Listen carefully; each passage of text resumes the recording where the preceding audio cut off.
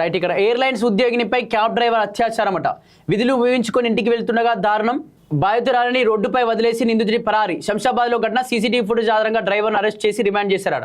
ఇక్కడ ఎయిర్లైన్స్లో పనిచేసినటువంటి ఒక ఉద్యోగి, మహిళా ఉద్యోగి పైన ఒక క్యాబ్ డ్రైవర్ అంటే ఎయిర్లైన్స్ సంబంధించినటువంటి ఆ డిపార్ట్మెంట్లో పనిచేసిన వాడికి రాత్రి ఆ క్యాబ్స్ ఉంటే వాళ్ళ క్యాబ్స్ అక్కడ డ్రాప్ చేయడం, లేకపోతే అక్కడ నుంచి వాళ్ళని ఆ పికప్ డ్రాప్లు ఉంటాయి. అటువంటి మార్గం ఎప్పుడైనా అర్ధరాత్రులు కూడా వాళ్ళని ఎక్కించుకోవటువంటి పరిస్థితులు ఉంటాయి. అర్ధరాత్రులు ఎక్కువ డ్యూటీలు పడతా ఉంటాయి వాళ్ళకు, నైట్ షిఫ్ట్స్.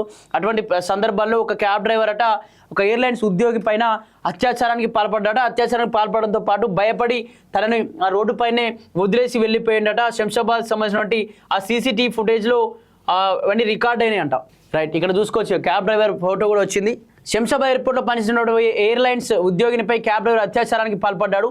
ఈ ఘటన ఆదివారం జరగా ఆలస్యంగా వెలుగులోకి వచ్చింది. బాధితురాలి ఫిర్యాదుతో రంగంలోకి దిగిన ఆర్జీఐఏ పోలీసులు నిందితుడిని అరెస్ట్ చేసి జ్యుడిషియరీ రిమాండ్కు తరలించారు. ఈ నెల 19న ఉద్యోగిని విధులు నిర్వహించుకొని ఇంటికి వెళ్ళడానికి శంషాబాద్లో ఒక క్యాబ్ ఎక్కింది.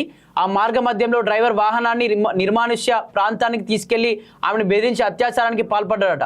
అనంతరం బాధితురాలిని రోడ్డుపై వదిలేసి అక్కడి నుంచి పరారయ్యాడట. బాధితురాలి ఫిర్యాదు మేరకు ఆర్జీఐఏ పోలీసులు దర్యాప్తు చేపట్టారు. సీసీటీవీ ఫుటేజ్ ఆధారంగా ఆ నిందితుడిని వనపర్తి జిల్లాకు చెందినటువంటి ఎర్రపోగు ప్రశాంత్ కుమార్ గా గుర్తించారు. మంగళవారం ప్రశాంత్ కుమార్ అదుపులోకి తీసుకొని రాజేంద్రనగర్ కోర్టులో హాజరుపరచగా మేజిస్ట్రేట్ అతడికి 14 రోజుల రిమాండ్ విధించినట్టు RGIA out post CI Kiran Kumar తెలిపారు.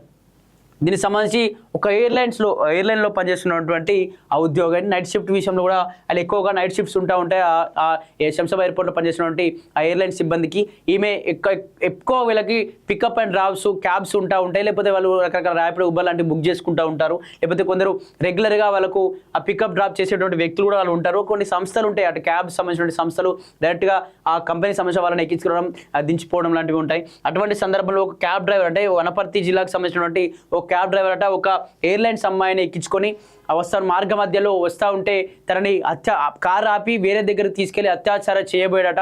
చేసిన క్రమంలో భయపడ్డాడు. ఆమె అరిచిందా ఏం జరిగిందో తెలియదు, కానీ ఎవరు చూస్తారని చెప్పేసి భయపడి అక్కడి నుండి అతను మార్గ మధ్యంలోనే ఆమెను వదిలేసి వెళ్ళిపోయాడట. ఎంత దుర్మార్గం అంటే ఇటువంటి వ్యక్తులను ఖచ్చితంగా కఠినంగా శిక్షించాల్సిందే. ఎందుకంటే ఒక మహిళ ఒంటరిగా రోడ్లపైకి వెళ్ళినటువంటి పరిస్థితులు కనిపిస్తూ ఉన్నాయి. ఒక మహిళ అర్ధరాత్రి ఎటైనా తన డ్యూటీకి వెళ్ళినటువంటి పరిస్థితులు కనిపిస్తూ ఉంటాయి. ఒక మహిళ ఇంటి నుంచి అక్కడ పెళ్ళైన మహిళ కావచ్చు, లేకపోతే పెళ్లిగా మహిళ కావచ్చు, ఏదైనా ఇంటి నుంచి ఉద్యోగానికి బయటకు వెళ్తే మళ్ళీ ఇంటికి రానటువంటి, అసలు ఇంటికి క్షేమంగా వస్తుందా లేదన్నటువంటి పరిస్థితులు ఈ దేశంలో, ఈ రాష్ట్రంలో ఎక్కువగా కనిపిస్తూ ఉన్నాయి. కాబట్టి టీమ్స్ ఎక్కువగా దీని విషయంలో ఎక్కువగా చర్చలు జరపాలి. ఎక్కువగా దీనికి సంబంధించి అసలు ఏం జరుగుతూ ఉంది, మహిళలు ఎక్కడ క్షేమంగా ఉంటారు, ఎటువంటి ప్లేసుల్లో ఎక్కువగా ఇబ్బందులు జరుగుతూ ఉన్నాయి.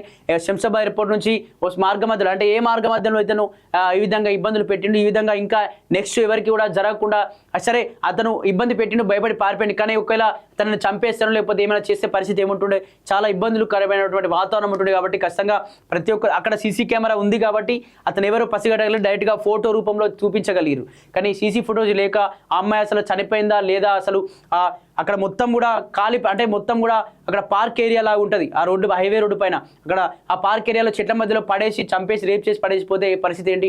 ఖచ్చితంగా ప్రతి ఒక్కరు కూడా రోడ్లపై కూడా టీమ్స్ కావచ్చు, పోలీసు భద్రతను కూడా ఎక్కువగా పెంచాలి. అసలు మహిళలు రక్షణ కోసం ఇంకా ఏం చేయాలని చెప్పేసి పోలీసులు కూడా ఇంకా ముమ్మరమైన చర్యలు కూడా తీసుకోవాలి. దానికి సంబంధించి సమీక్ష చేయాలి. మహిళలు ఈ విధంగా ఇంత పోలీస్ వ్యవస్థ ఉన్నా, ఇంత ఇంటెలిజెన్స్ ఉన్నా కూడా మహిళలపైన ఈ విధంగా అసలు ఏ ధైర్యంతో ఈ విధంగా మహిళలపైన ఈ విధంగా అత్యాచారాలు చేస్తున్నారని చెప్పేసి వాడు ఒకసారి మాట్లాడి ఒకసారి మహిళలకు రక్షణగా కూడా ఆ పోలీసులు అండగా ఉండాలని చెప్పేసి కూడా చూస్తూ ఉన్నాం.